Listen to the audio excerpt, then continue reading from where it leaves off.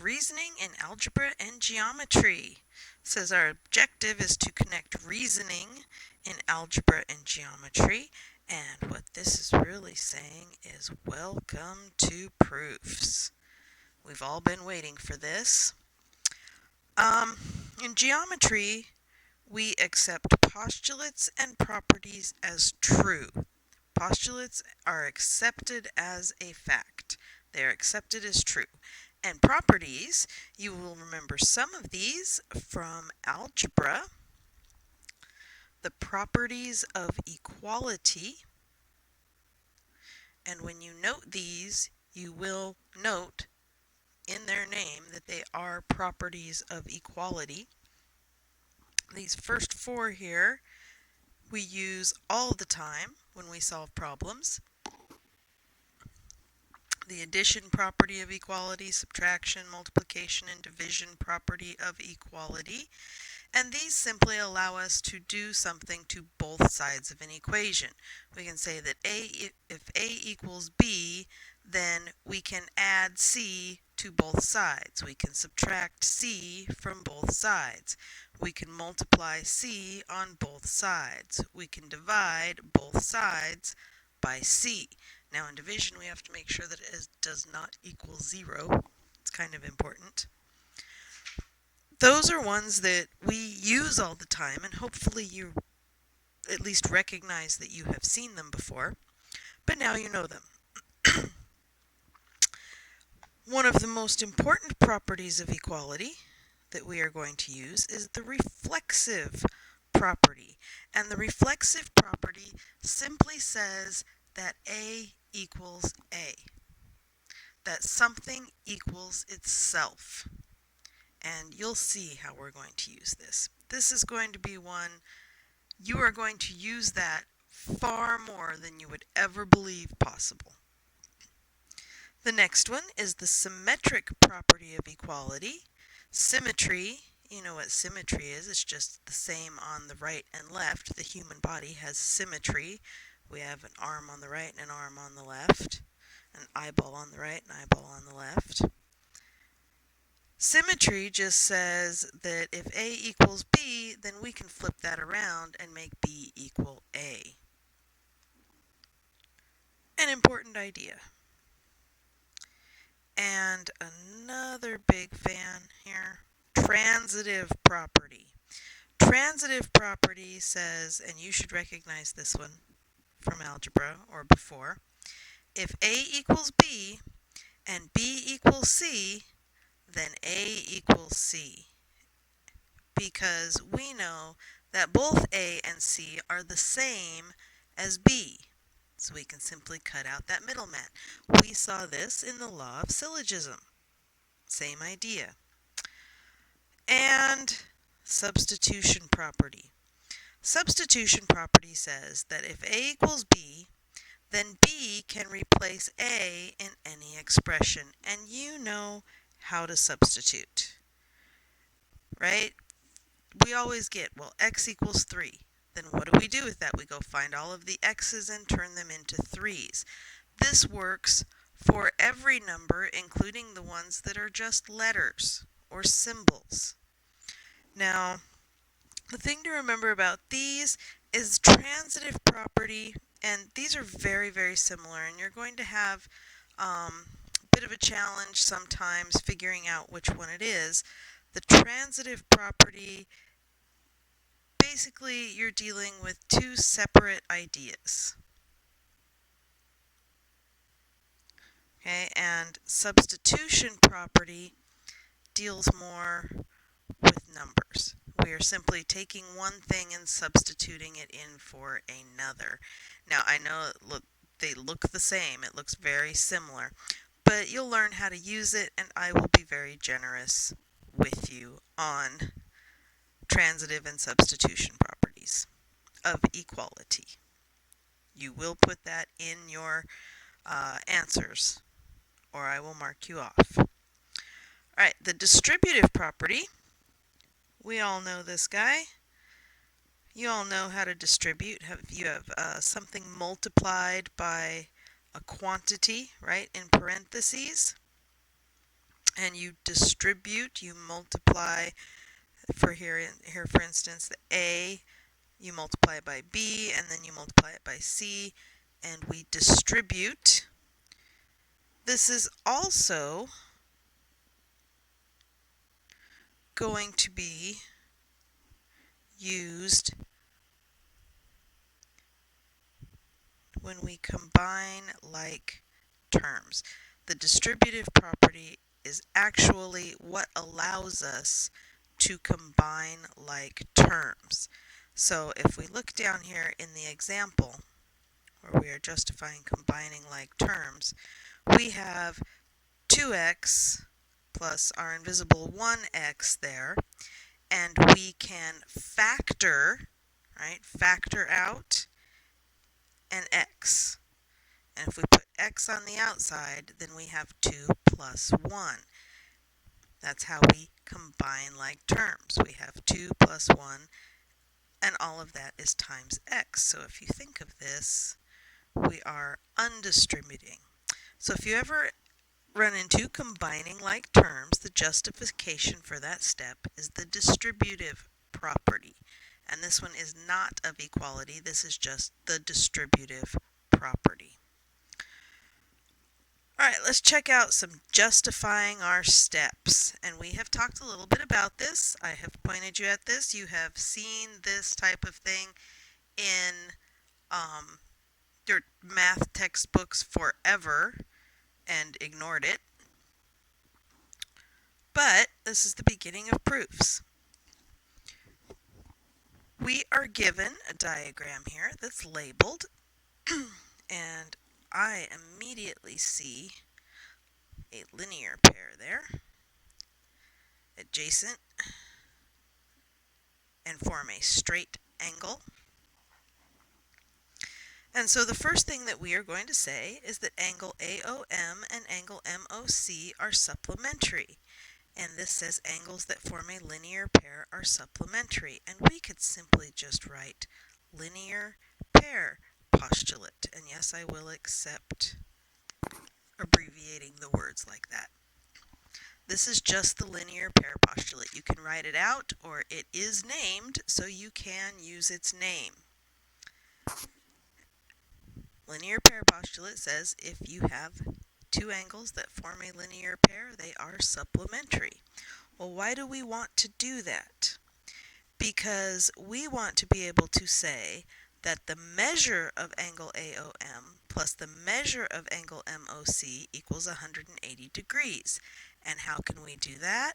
Well, that is just the definition of supplementary.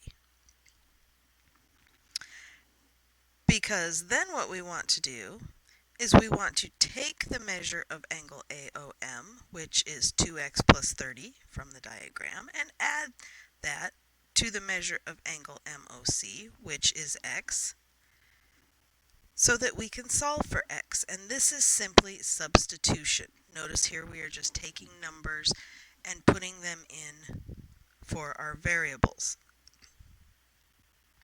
So that's the substitution property. And then, how do we get to this next step? Well, I take my 2x plus my 1x here, and I'm combining like terms. So we said that if it's combining like terms, that it's the distributive property. Now notice that every time we write a reason over here for what we did on the right-hand side, that it is how do we go from one step to the next. How did I get from 2x plus 30 plus 1x equals 180 to 3x plus 30? I combined like terms, which is the distributive property. All right, and then what am I going to do next? I subtract 30 from both sides. So, and then I get 3x equals 150. Well, how did I do that? The subtraction property of equality. So we can underline these guys up here. And I get to distributive property. And then, what do? We divide by 3 on both sides. That's the division property of equality. We don't call the action of dividing by 3 the division property. We divide by 3 and get a result, x equals 50. And how did we get to there? We use the division property of equality. So let's see if we can do this. We want to know the value of x and justify each step. Well, I am told that ray AB, so we go find ray AB, and I see it right there in the middle, bisects, and we make our little note, 2 congruent parts, bisects angle RAN. So I find angle RAN, and I bisect it. And so I know, and this is where using the ideal method comes into play, I know that I'm going to use the definition of angle bisector. And what do I know about angle bisecting? What do I know about the word bisect? That it's going to mean congruent, right? So I'm going to use the definition of congruence. And what does the definition of congruence do for me? It makes those equal. So we're going to write our first step here is that angle RAB is congruent to angle NAB. And what lets us do that? That is the definition of angle bisector. Then what's my next step? Well, my next step is to say that the measure of angle RAB equals the measure of angle NAB. And what lets me do that? Well, that's the definition of congruence, because congruent angles have equal measure. Then what am I going to do? Well, I'm going to substitute in x equals 2x minus 75. And that is simply the substitution property. Okay, notice how I just substituted in my numbers. Yes, x is a number. Now what am I going to do next? I'm going to subtract 2x from both sides. And my result is going to be a negative 1x equals negative 75. How did I get to here? I used the subtraction property of equality.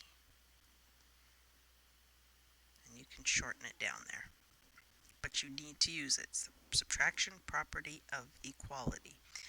And then what am I going to do? Well, then I am going to divide both sides by negative 1. And what is my result going to be? My result is going to be x equals a positive 75. Well, how did I get there? I used the division property of equality.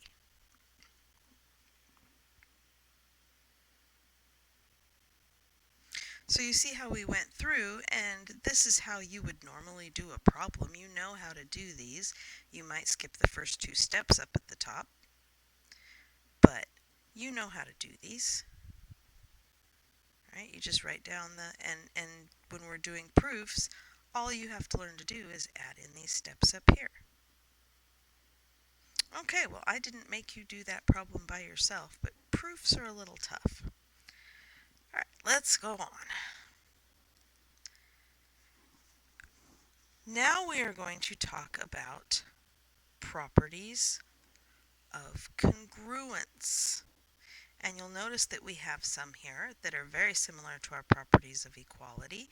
And once again, the reflexive property is going to be a fan favorite. And we can say that segment AB is congruent to segment AB. It's congruent to itself.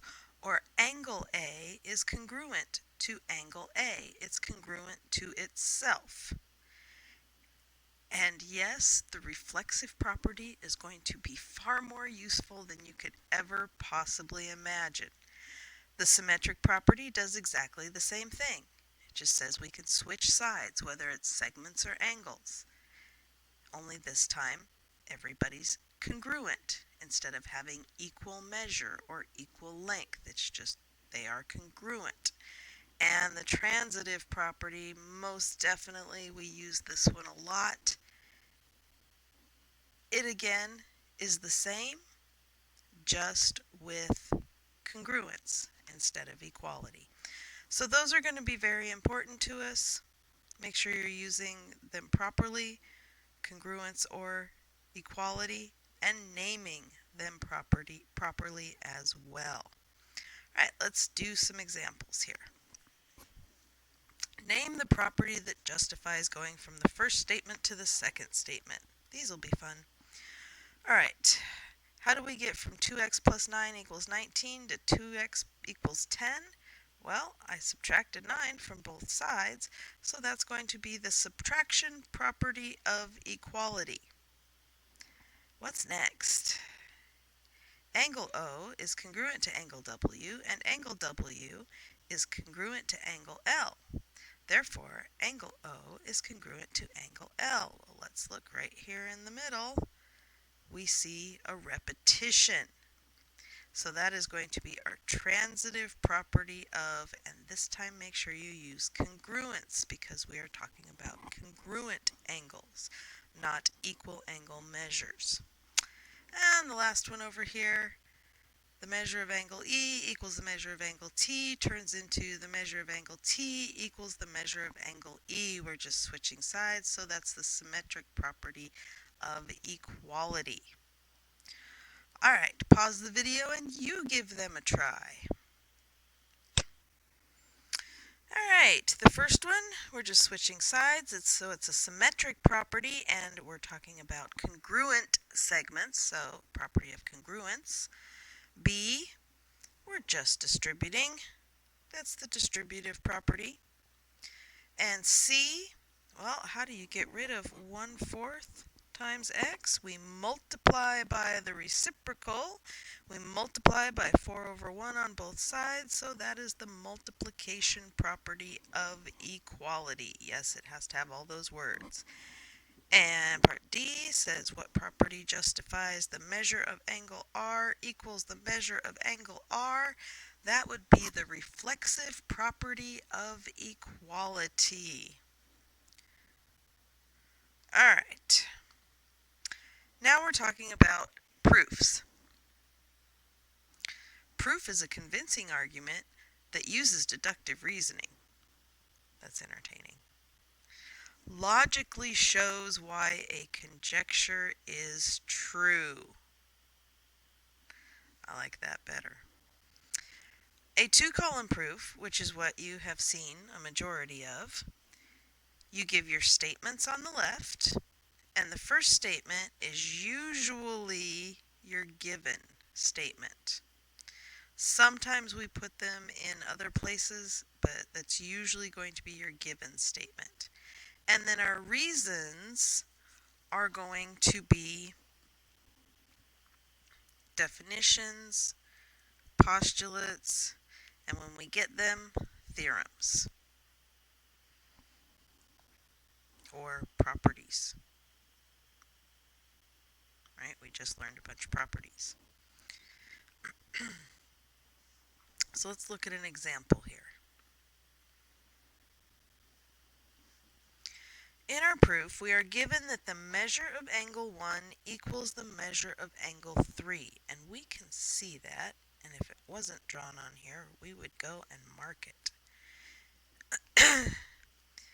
We know that equal measure means congruent, right? We use the definition of congruence to say they're congruent. And we are also told that we want to prove the measure of angle AEC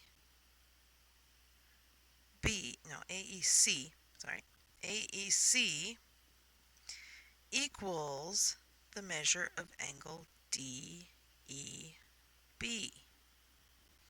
So we want blue to be equal to green. Now, what do you see happening there? How do we make the blue angle? Measure of angle blue.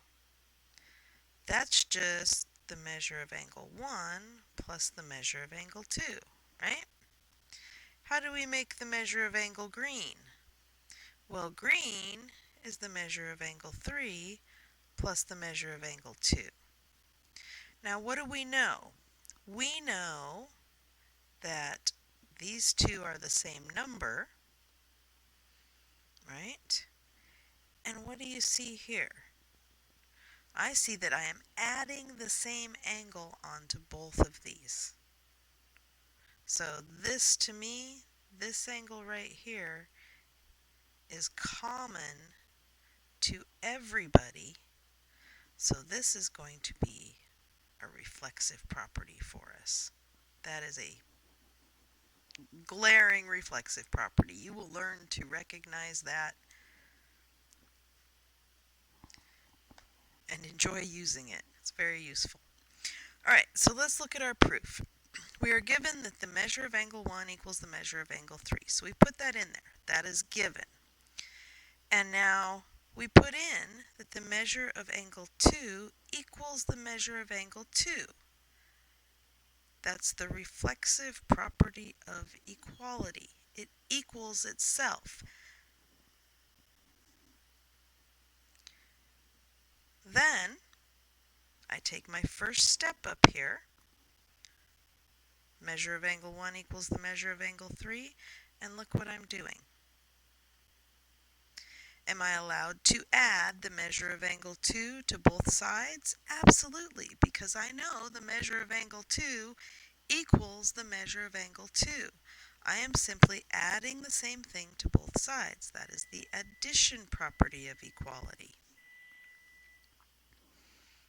Right? What's our next step? I am saying that my blue angle, AEC, the measure of my blue angle is just angle 1 plus angle 2. Measure of angle 1 plus angle 2. And the measure of my green angle is just the measure of angle 3 plus the measure of angle 4. Now, that's just our angle addition postulate, right? Piece plus piece equals whole. And then we get to our last step here. I can say that the measure of angle AEC, my blue angle here, equals the measure of angle DEB, my green angle. And how do I do that? Well, let's take a look. I know that ABC or AEC is 1 plus 2. Where did that come from? That's right there. DEB is 2 plus 3. Well, where did that come from? It's right there. I am simply substituting into what I already had up above. This is just the substitution property.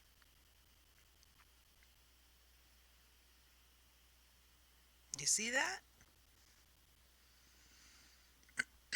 All right, why don't you pause the video and see if you can do the next one, and then we'll go through it together, because these are a little challenging. All right, how did you do? We're going to go through it together. Don't worry. I am told that segment AB is congruent to segment CD. So the first thing we do is go and mark those. And what do we want to prove? We want to prove that segment AC is congruent to segment BD. Now, what do you see? Do you see it here? I see overlap. So to me, that looks like reflexive property. We're doing our ideal setup here. What do I see? And I see segment addition property, right? I've got two pieces here that are going to make up my whole piece. And maybe a little bit of definition of congruence. Right? I've got two pieces that are the same. Let's start this out. Our first reason is that segment AB is congruent to segment CD. That's just given to us. Let's put a separator line here between our problems. All right, what's next? Well, I think I am going to say that length AB is equal to length CD. That's definition of congruence. I now have equal lengths. And then I think we should probably say the length of BC equals the length of BC.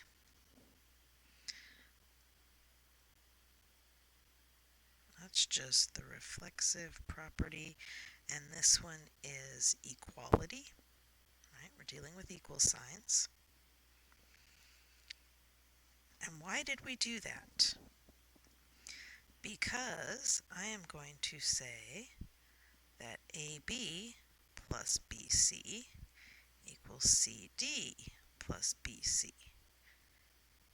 I simply took my step before and I used the addition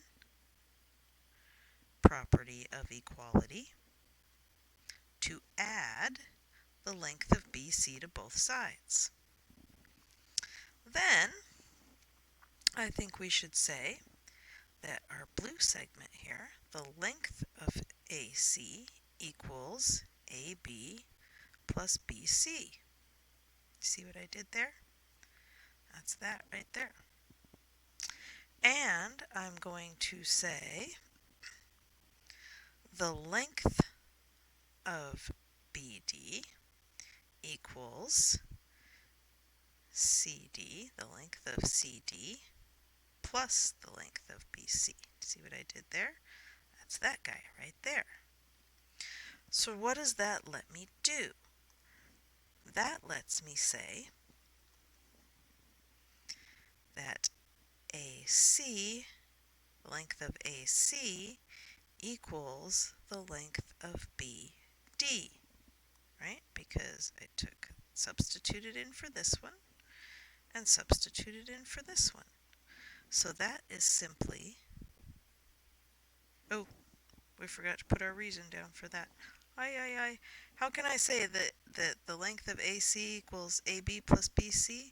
That's just my segment addition postulate. And I only have to write it once since it's going for both of those. We could put a little colon and semicolon in there so that we know they're both in there. All right, and this is just the substitution property. I simply substitute it in. Now we aren't quite done yet. We haven't finished proving what we want to prove. So I've got the length of AC equals the length of BD, and that lets me say that segment AC is congruent to segment BD. And what lets me go from equal to congruent? Well, the same thing that let me go from congruent to equal. That is the definition of congruence. So hopefully you were able to see how that problem worked. And our last question here, why is statement 2 necessary up here in the proof? Because the measure of angle 2, let's put that in. The measure of angle 2 is used for both angles. We need it to equal itself so that we can add it to both sides. It is an integral part of each of our separate angles that we're trying to prove, so we need to say that it equals itself. All right, well, proofs are a little bit challenging, but if you use the ideal method and set them up carefully and think through each step, I know that you will be successful at them. And so now it's time to have fun with the homework.